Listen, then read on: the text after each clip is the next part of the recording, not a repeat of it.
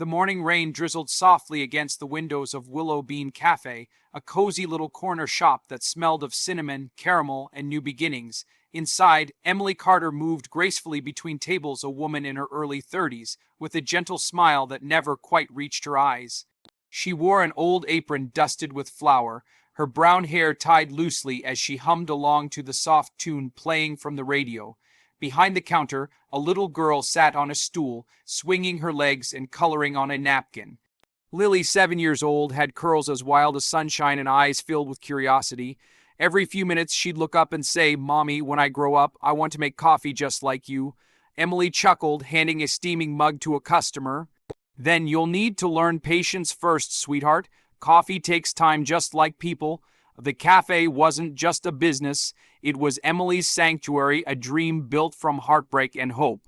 7 years ago, she'd arrived in this small town with nothing but a suitcase, a baby in her arms, and a heart full of broken promises. She'd lost almost everything, but in rebuilding her life, she found something stronger than love peace. As the morning rush slowed, she wiped her hands and sighed contentedly.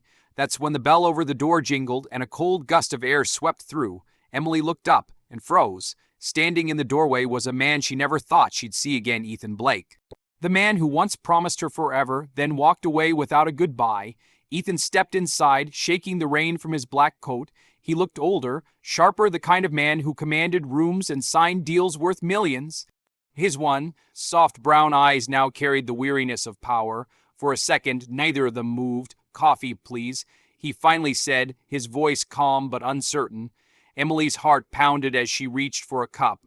Her hands trembled slightly, not from anger, but from the flood of memories, the laughter they shared, the nights they planned their future, the letters she never received. She placed his cup down, keeping her eyes low.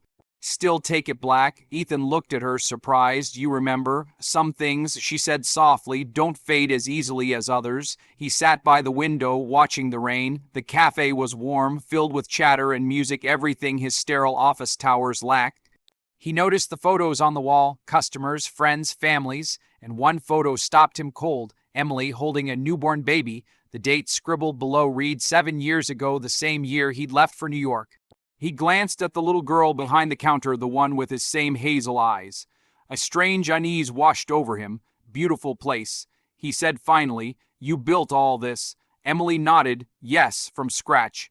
"It suits you," he said quietly. "Peaceful, real." She met his gaze for the first time in years. "Peace doesn't come easy, Ethan. You'd know that if you ever stopped chasing everything else." His jaw tightened, but he said nothing. There were 1,000 things he wanted to explain: the job, the opportunity, the fear of not being enough. But all that came out was silence, and then, from behind the counter, a little voice broke the tension. "Mommy, can I bring the nice man his cookie?" Ethan turned toward the girl, and something inside him shifted. Lily approached with a small plate and an enormous smile. "Here you go, mister. Mommy says cookies make sad people feel better." Ethan chuckled despite himself. "Do I look sad?" Lily tilted her head. "A little. Your eyes do." Her honesty pierced him. He smiled faintly. "You're very kind. What's your name?" "Lily. I'm 7. I help Mommy run the cafe. She says kindness is our secret ingredient." Ethan's hand froze midway to his coffee cup. 7, the exact number of years since he'd left. He looked at Emily, his voice suddenly hoarse. "She's 7. Emily nodded slowly, her expression unreadable. He glanced again at Lily, the curls, the eyes, the dimple that matched his. "Emily," he whispered, his throat tightening. "She's mine, isn't she?" Emily swallowed hard. "You left, Ethan. You didn't call. You didn't come back. I found out I was pregnant 2 weeks after you left. I didn't know," he stammered. "You should have told me." She looked up sharply and said, "What? That I was raising a child alone while you were busy building an empire? I didn't want your pity. I wanted peace, and I found it here." The silence between them was thick, years of unsaid words, broken promises, and lost love. Lily looked between them confused. "Mommy, why are you sad?" Emily forced a smile. "No reason, sweetheart. Go help Mrs. Miller with her tea, okay?" As Lily skipped away, Ethan's eyes filled with tears. "She's incredible, Emily. You did this all without me." "I had to," she whispered, "because you weren't coming back." The cafe closed early that night. The rain had stopped and moonlight shimmered across the empty tables. Ethan stayed behind, helping Emily stack chairs, something the old Ethan never would have done. "You really built a life here," he said quietly. "It's not fancy," she replied, "but it's honest." He hesitated, then confessed, "When I left, I thought I was doing the right thing, giving us a better future, but success without you felt empty. I had everything I ever wanted, and none of it mattered." Emily turned to face him, her voice trembling. "Then why didn't you come back, Ethan? Why didn't you even try?" He looked down. "Because I thought I'd already lost you."